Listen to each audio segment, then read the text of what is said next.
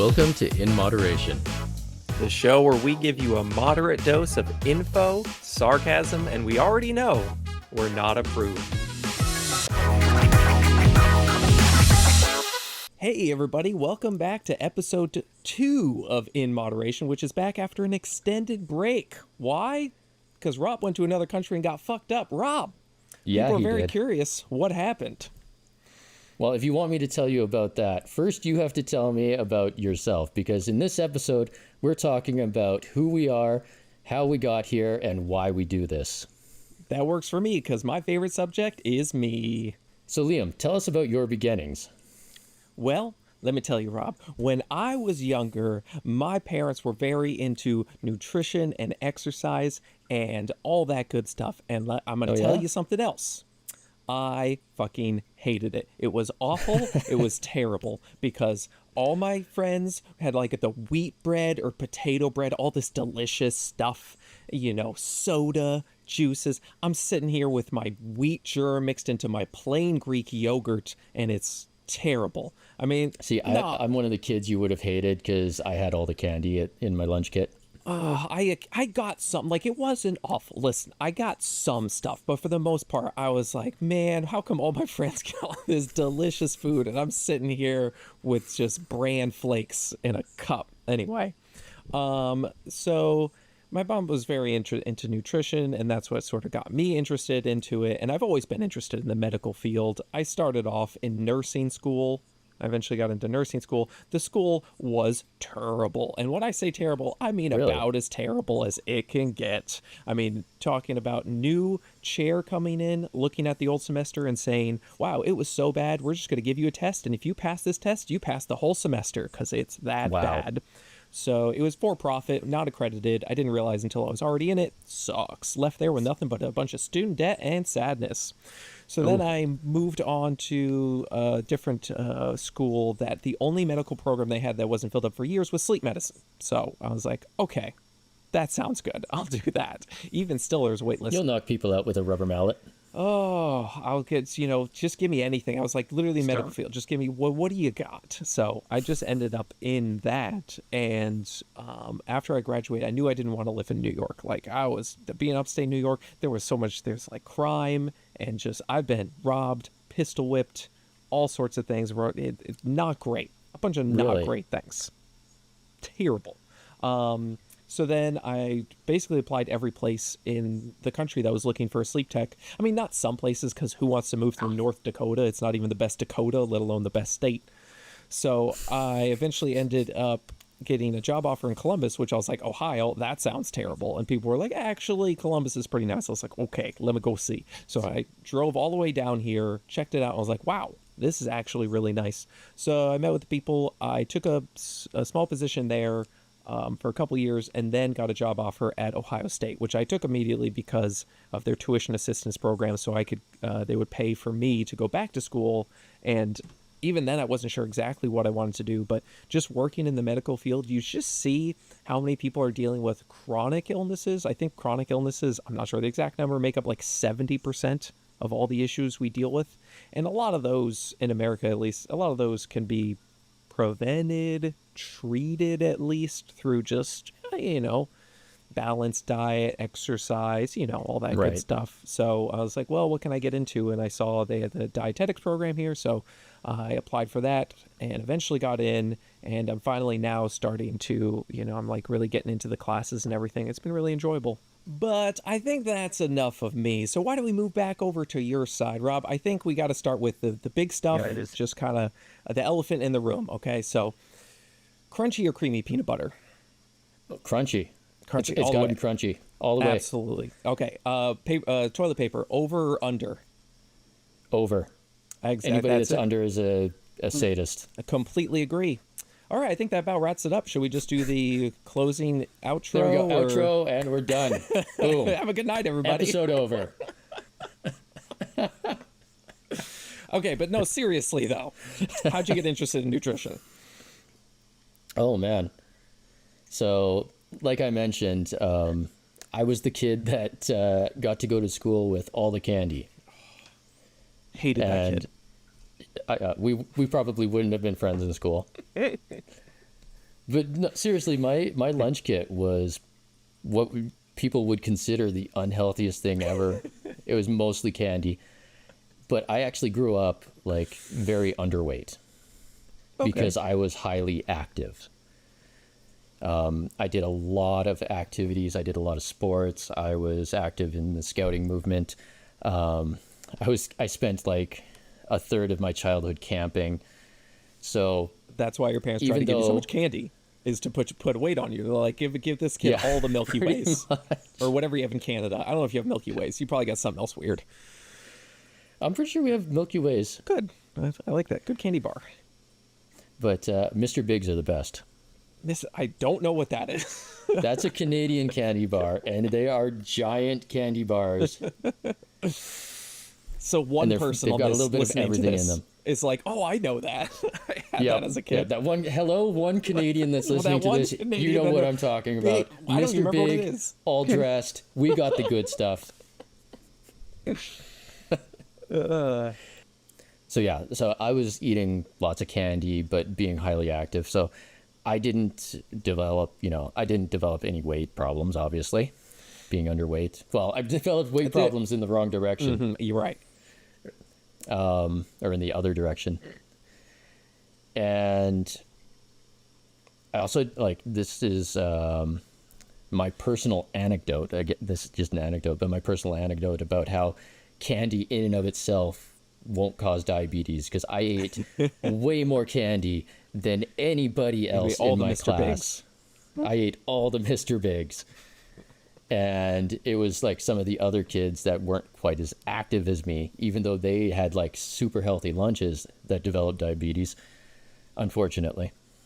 But I spent a lot of my youth trying to actually put on some weight. I did try to exercise a bit and try to put some muscle on, but I was never really taught how to do it. I never was taught the value of protein. Oh, yeah. You just get the muscle magazines and you look at it and you're like, I want to look like this dude. And he's just holding up a giant tub of protein powder. And you're like, that's how he did it. It wasn't all the things he stuck in his butt. Oh, man. But getting into my 20s, I started developing health problems from being underweight and not having enough muscle mass. And that's when I really started to get into fitness and actually started reading about it more. And that's when I started to fall prey to all the supplement scams, of course. Yeah. Unfortunately, yeah. We all fall prey to those. Don't feel bad about it. It's unfortunate it happens, but do you think it's better or worse now? Like with social media, yes, it's around more, but there's also more information. Kind of back in your day, it was like you get a magazine and you just see this and you're like, oh, yeah, that's what I totally need. I got this. I feel like there's the better opportunity to be educated about it. Right. Definitely. Like the actual pushing of the supplements is just as bad, but there's the better opportunity that somebody is going to see proper education. I would say it's even worse now, like the pushing, because it's just everywhere on social media. But at least now you have people kind of combating it and trying to get that out there. So hopefully if you fall into it, you only fall into it for like a few weeks, a month. Yeah, exactly. Like some people will say, oh, well, I wasted a year buying this one thing. And I'm thinking like, I wasted like 3 years or 4 years buying that thing. So don't feel bad. Yeah, you get sucked in. Like back then, you were just in it. Like it took like a buddy being like, "Hey, bro, that's not a great idea." You just have to wait for that. And like from there, it just grew, and I started to read more and more and research more and more. And unfortunately, I didn't get the opportunity to do post-secondary. I also grew up with mental health issues. I had severe social anxiety disorder, which made it hard for me to even go outside my house. Lots of depression, just really bad mental health. I also not the most well-off family. And as I was getting into my 20s, my mom developed cancer. My dad developed degenerative disc disorder. So just a lot of things going on. And while I didn't get to do post-secondary, I did end up getting to learn a lot through experience and real world experience and befriending a lot of people in the various professions, getting to talk to lots of people, which I think honestly, if I had to do it over again, I would still do it the same way because I end up learning better that way. That's the way that works for me for learning. And I do want to translate for Americans post-secondary. That's like college, university. That's what. So I don't. Where we got a little different setup over here. Oh, I'm sorry. You guys don't call it post-secondary? I have never heard that in my entire life. Oh, well then. Yes, college, university, whatever. Okay. Whatever after high school. That's post-secondary. God, yes. Secondary is high school. Listen, I'm sure Post-secondary there's a bunch of dumb after people high listening school. to this podcast like me. They're like, I don't know what that is. So, just gotta clear it up for them. But yeah, the conventional learning never really worked well for me. Like I was the kid that slept in class. Everyone hated me, and it wasn't a secret. The teachers knew it. And they were like, it's all that candy he's been eating at lunch. That's It's all what's that doing candy it. I've been eating. Yeah, in grade 11 in Math 20 Pure, which I don't know what you guys call Math 20 Pure. I was actually napping on my desk one day, and the kid beside me, the teacher's in the middle of lecturing something to do with fractions, of course. And the kid beside me, literally in the middle of class, just yells out, Teacher, Rob's sleeping." The teacher turns around, looks at him, and just goes, "You start getting 97% on your tests, and you can sleep in class too." And then just turns around and goes back to teaching. That's a good teacher right there. That's a teacher that knows That's what's up. Awesome teacher. Yeah. And then he I got was a fired little, the next day. I was a little worried I was going to get beat up by everyone after that, but Oh man. yeah, the learning in the field always worked a lot better Right. for me, and I got a lot of opportunities to work with a lot of people, and I really enjoyed it.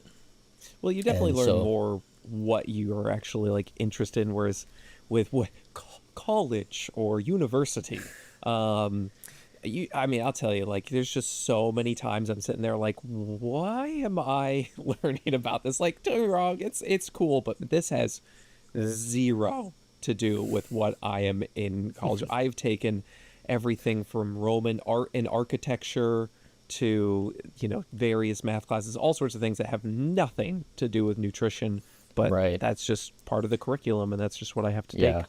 Yeah, you do get a better general education, and when you're in the field, you get the chance to be more specific with what you're Right. doing.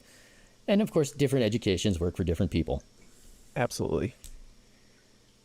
But that's one of the biggest questions I get is like, what do I have a doctorate or whatever? And it's like, no, I never got the opportunity to do a post-secondary, but I do my best with what I was given, and I took the opportunities everywhere I could to learn what I can. So Yeah, I mean, we are in the 21st century now. If you have, for most people, you have the ability to learn about whatever you're pretty much interested in. Like, the information is out there. That's what's amazing about it. As long as you can get away from your cat videos and yeah.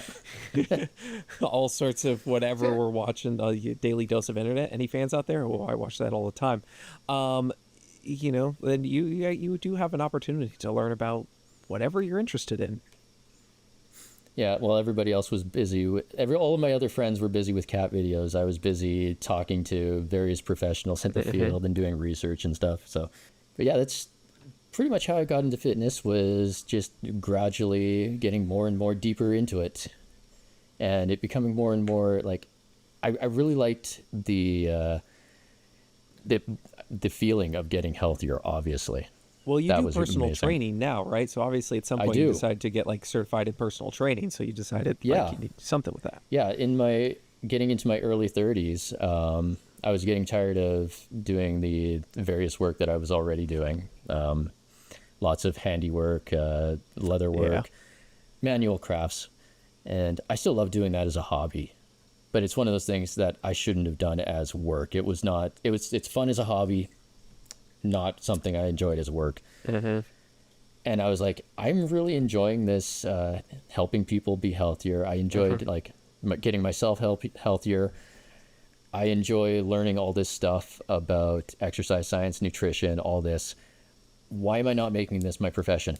I 100% agree. I would sit there like if doing other whatever I was taking classes for, I would just sit there and watch like videos on nutrition, just like Yeah. all sorts of just I was like, what I want to, because when you go, like I'm telling you, when you go to college, there's so many times where you just sit there and think like, how does this apply to me?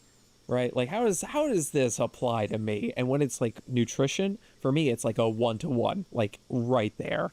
Like this is incredibly important, and that's what always drove me towards it. But then you've been doing personal training pretty much since then.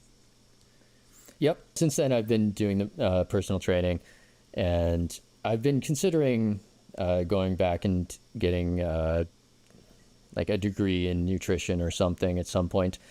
I don't feel it's necessary. I feel like a lot of people just use their degree to show off. Right, of course. As long as you learn properly what you're MD. doing.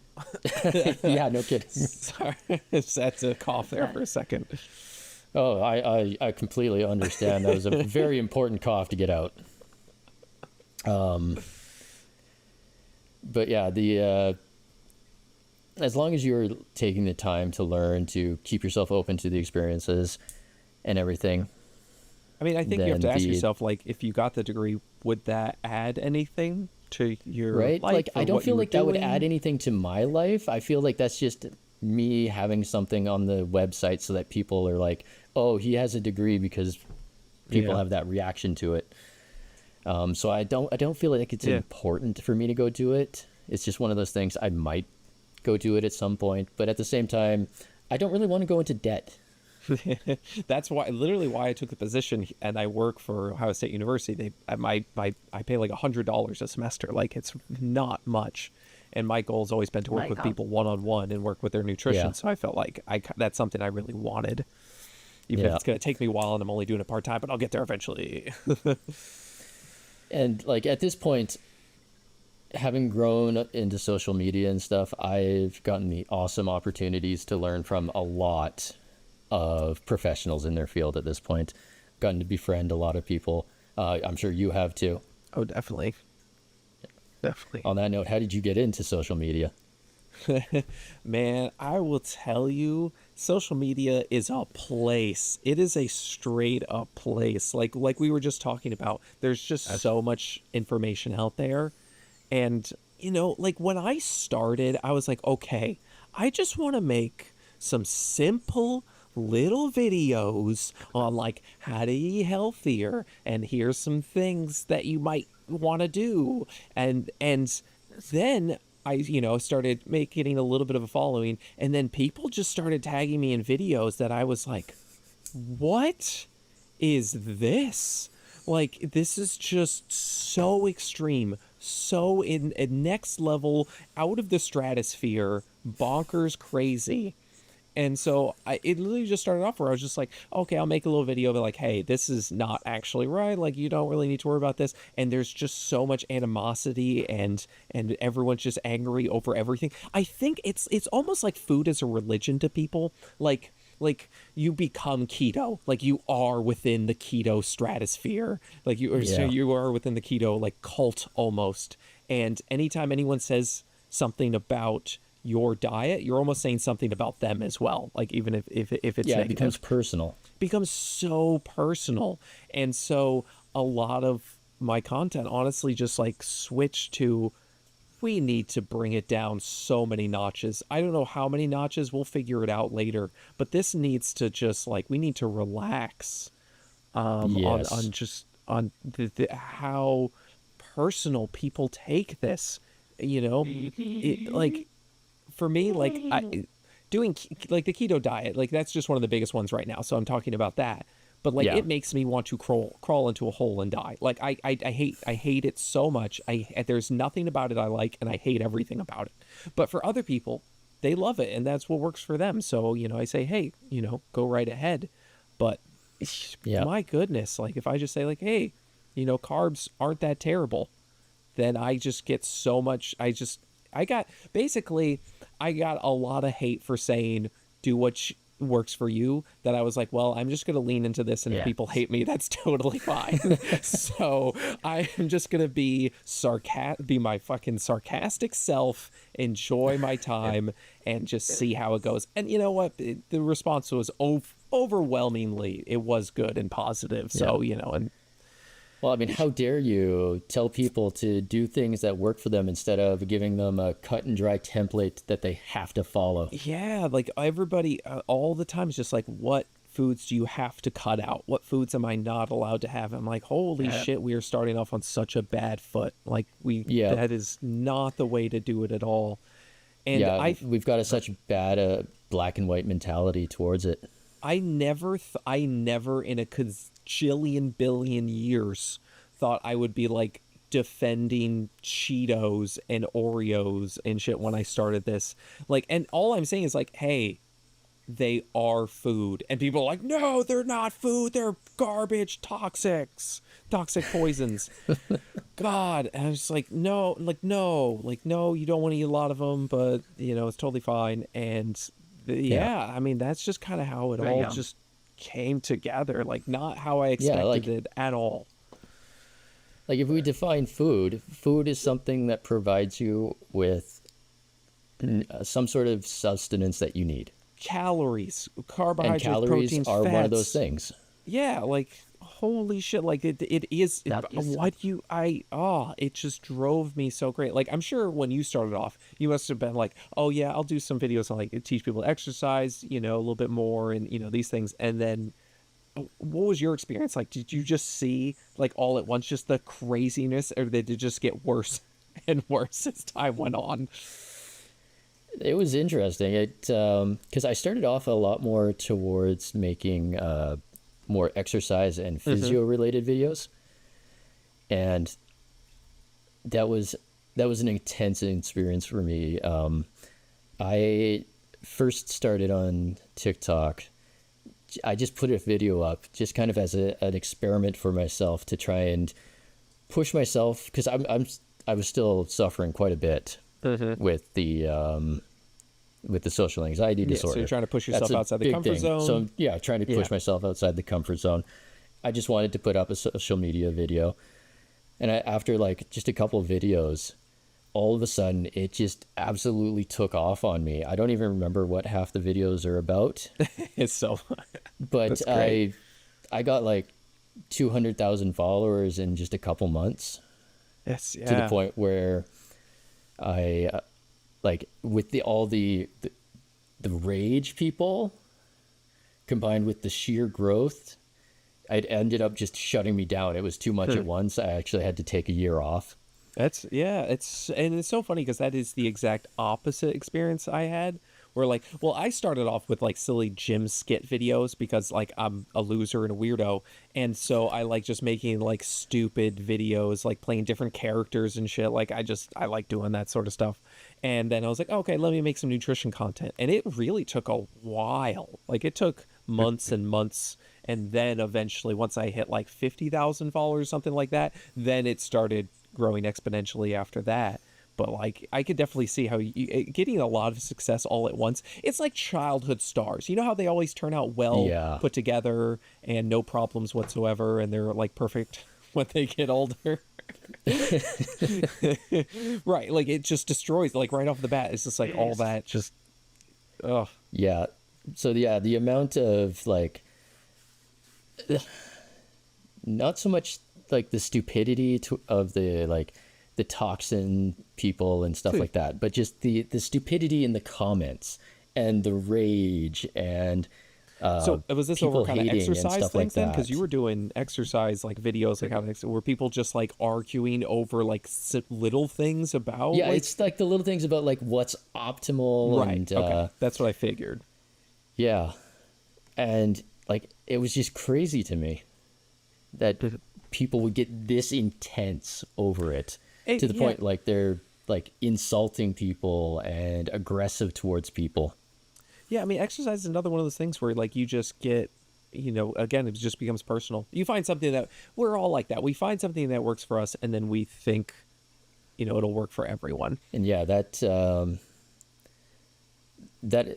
I said, that experience shut me down, but it also gave me the skills I needed to learn how to deal with that as well. Because it was, by all means, that's a negative experience. But one of the biggest things, people ask me how I deal with my social anxiety disorder, because a lot of people do have it. Right. Yeah, definitely. And I'm not kidding when I say in my teenage years, like, I was completely afraid to even leave my room, never mind make a post on social media. And now I'm posting every day. And one of the reasons that I'm able to overcome that is because I take those things and I learn from them. I don't let them hold me down. Like, yes, it was a negative experience, but I had to take that and I had to try and learn from it. I had to try to dissociate myself from the hateful people. It's like, okay, those are people that I didn't want in my life in the first place. They don't matter to me. Absolutely. Just ignore them. One of the best things, the best piece of advice I've ever heard is don't take criticisms from someone you wouldn't take advice from. And I've always really liked that a lot. Yeah, I like that a lot too. Yeah, because like, who are you? What? Why do I care about you? Whatever. I mean, and the best thing about social media, you just go block and goodbye forever, and you just move on with your life.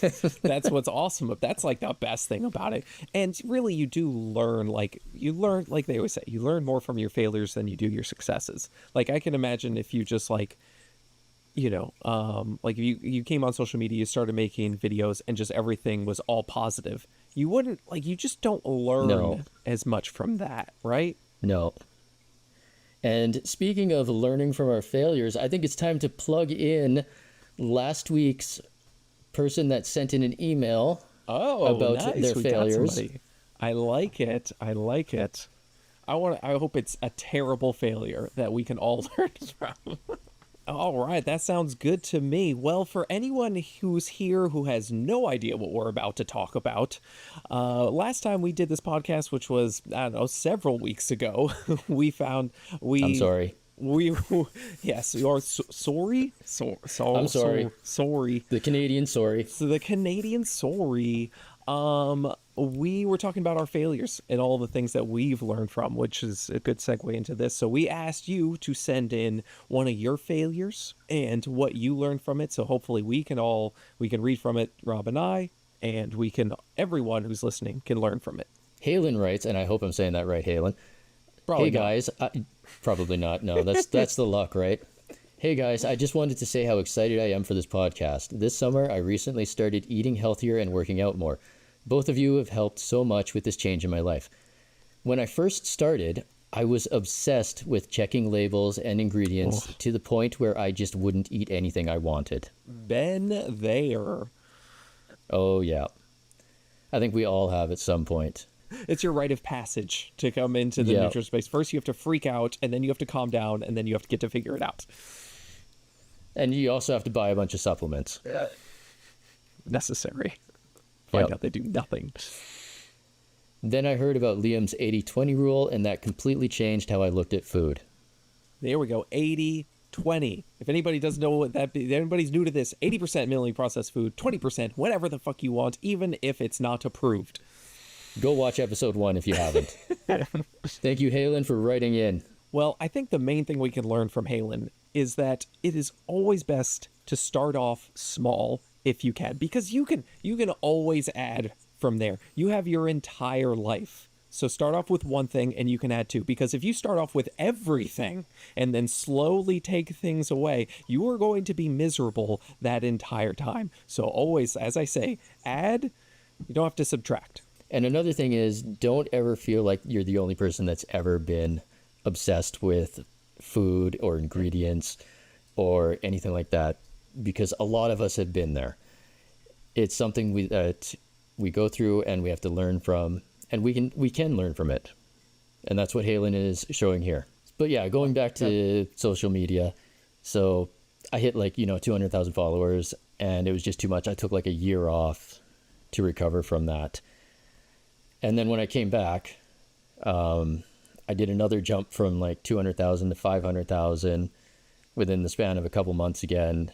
But this time, at least, I was more mentally ready for it, and I was able to actually deal with haters and stuff more constructively, either by ignoring them, or I learned to, you know, be able to phrase things that just kind of shut them down rather than feed them.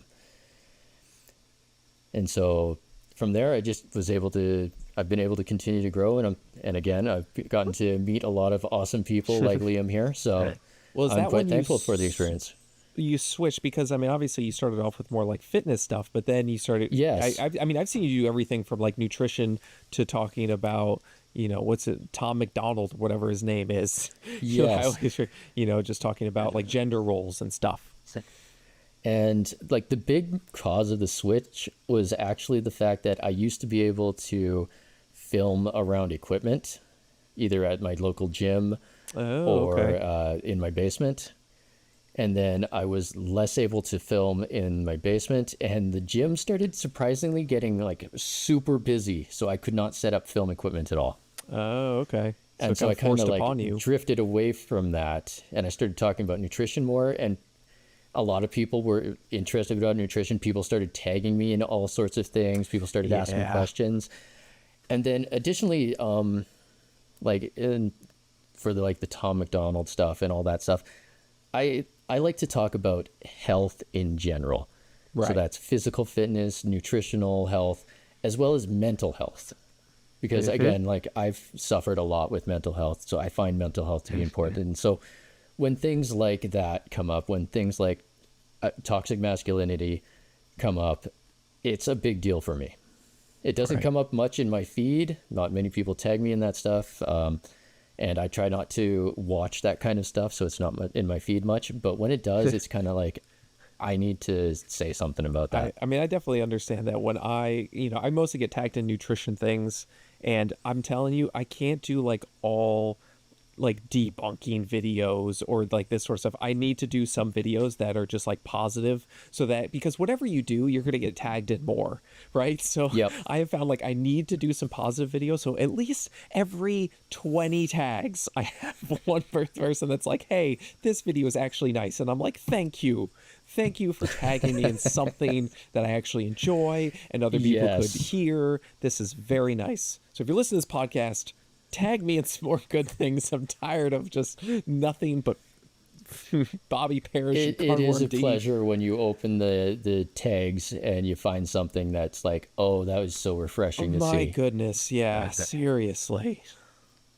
Like don't get me wrong, I love people tagging me and all the other stuff, giving me content to Yeah. critique and whatever.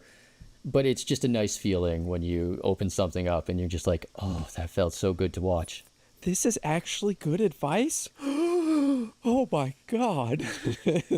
And that's how I met some of the people that I'm now mutuals with, is from people tagging me in good things and me That's true. commenting and being like, hey, this was awesome. Yeah. Strike I've up a definitely experienced conversation with that. them.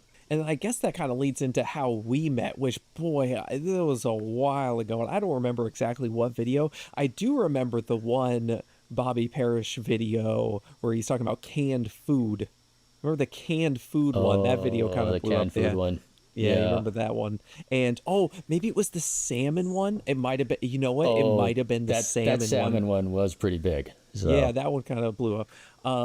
So yeah, it might have been that one. I think I was just like commenting on some of your videos, and then eventually you used one of my videos to talk about like alcohol. I think like a while back, where I was talking about how alcohol is a poison. And I don't remember Oh what. yeah. Yeah, I don't remember. I don't remember what your video was on that, but you were talking about alcohol, and then you used a clip of mine for that. I was like, hey, that's me. Yeah. Yeah, And- I remember the video. I don't remember what I was talking about either, but I do remember the video. I remember the clip that I was using. It was you, yeah, talking about the how it the liver. It was a toxin for the liver. Right, yeah. So it gets basically alcohol gets converted from a poison to a worse poison, essentially.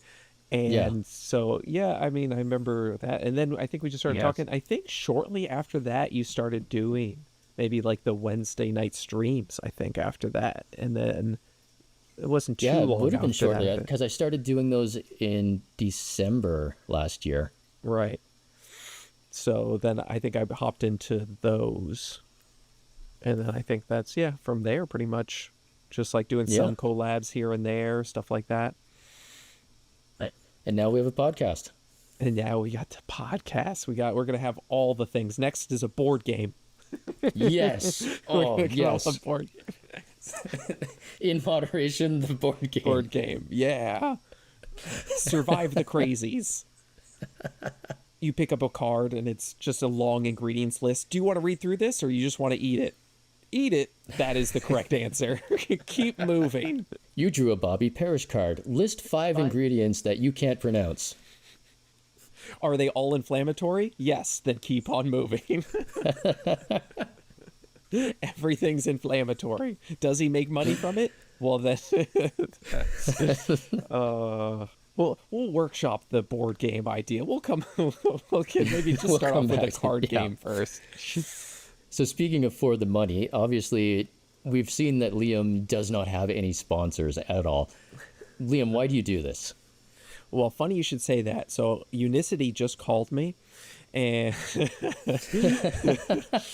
no, I mean there's so much out there was really just kind of the classic create the problem, solve the solution, and I just wanted to bring a little bit of sanity to it, and it's just been so enjoyable just talking with people and them telling me I've just calmed things down for them. They're more relaxed. They don't freak out about food.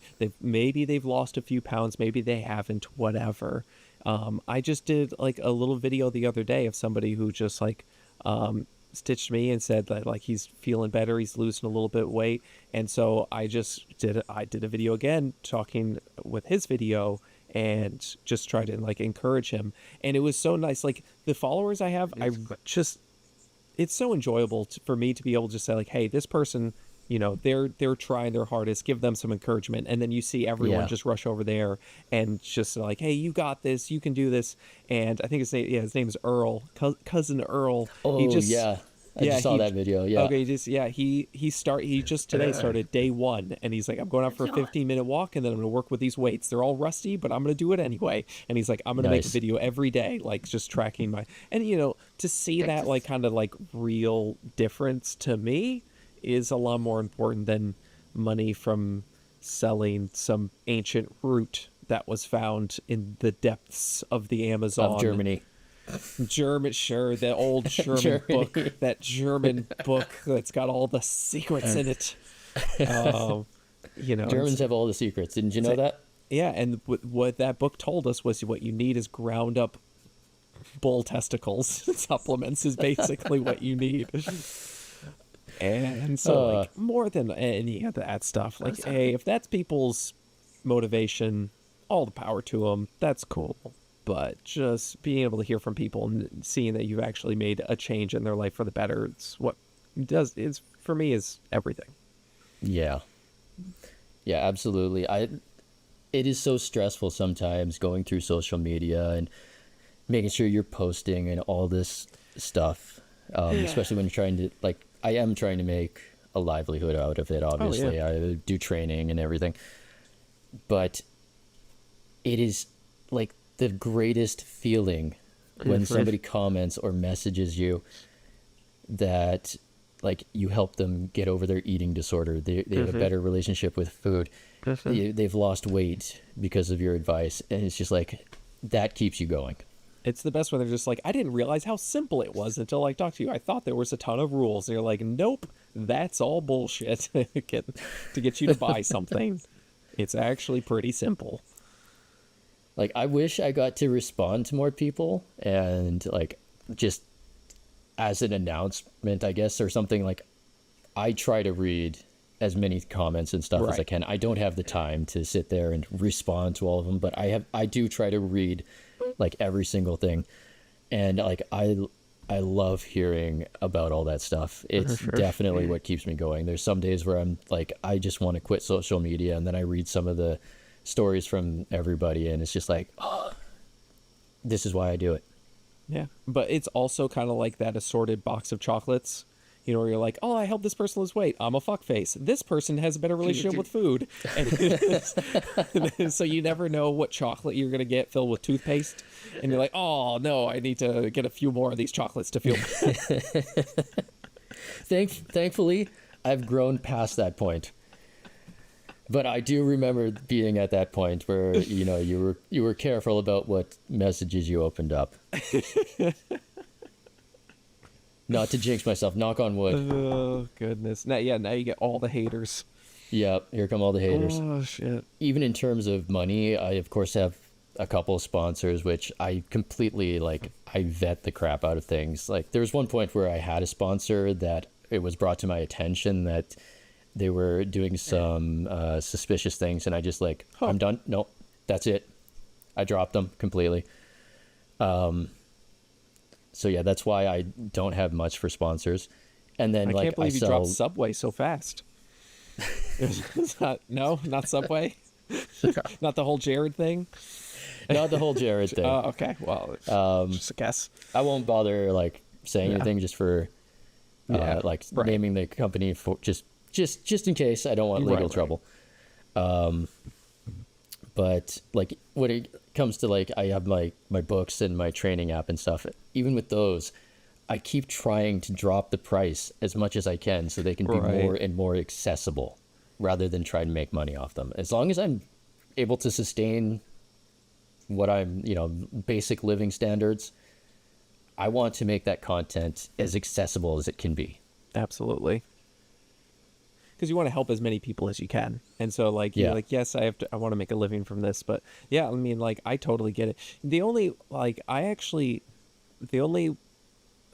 one I've thought of recently that I've been like, you know what, I would take that as a sponsor is this company that sells t-shirts, because my God, half of my comments are just, where did you get that shirt? I've noticed that. Yep. Holy, you may as well take this t-shirt sponsorship. And literally, there's this company, Ripped Apparel. They just make they take two geeky things and they smash them together in a t-shirt, and that's all it is. And I'm like, I've always bought their t-shirts. I just enjoy them. Every day there's 3 new t-shirts and it's like $14. I'm like, oh, that's cool, I'll buy that. And so I'm like, man, I just need a link or whatever. Even if I don't make any money off it, I don't even care if I make money off it. Maybe they send me free t-shirts. And then I will say, here's a little link, go buy these t-shirts, because I just need something to send to people, because oh my God, I just get asked 50 times a day.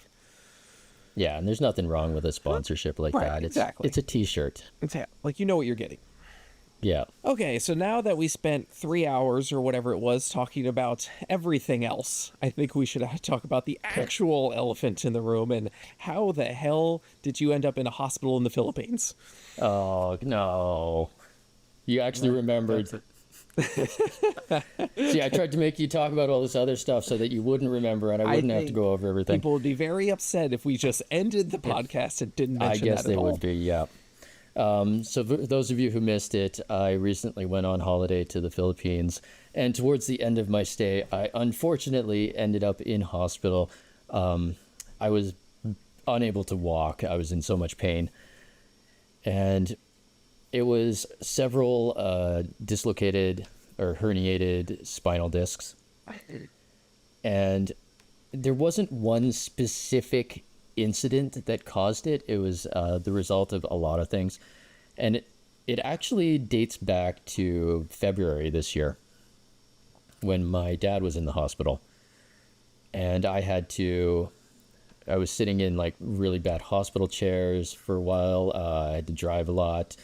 I was working, and so I didn't really get a chance to take care of myself, and my back started to get the same ache. It was nowhere near as bad, but it was starting to herniate, and I didn't take care of myself properly at that point, and it did go away. It didn't go as bad, and it went away, so I didn't think much of it. Flash forward to my vacation, and I guess after the 24 hours of flying and airports and then I'm not a person that sits around on vacation. I need to go out and do things. So I just kept being active and pushing myself and everything, and it just all caught up to me. And I don't think the wiping out repeatedly while surfing helped. That's for sure. If you have any sort of back injury in the past, probably shouldn't wipe out 20 times in a row while surfing. We were talking about learning from our failures. What did we learn? We learned that I can't surf. And that I should not continue to try hundreds of times until I end up in the hospital. Yeah.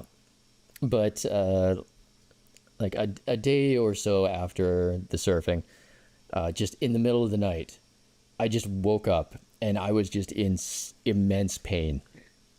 And I couldn't even be like assisted to a vehicle. We actually had to call in the ambulance, and I had to take a stretcher to the hospital. And spent a couple of nights in the ER before I was admitted into the actual hospital itself. I talked to the doctor, and I basically said, look, I have to get a flight back to Canada in 3 days. What can we do? And the doctor was like, okay, we're going to admit you to the hospital. We're going to give you a bunch of painkillers in the meantime, and then we're going to just load you up with as much as we can to get you on that flight and get you home. And so that's what they did. They gave me a referral to the anesthesiologist, who gave me, I don't even remember how many meds I was on, but I was able to get on the flight, get back to Canada, and I've been recovering since, thankfully. I'm able to actually walk and sit again, but that is why this podcast has been so delayed, is I literally couldn't even sit at my computer to record this with Liam. Usually when people go to other countries to take a bunch of drugs, it's for different reasons. Well, learning from my mistakes.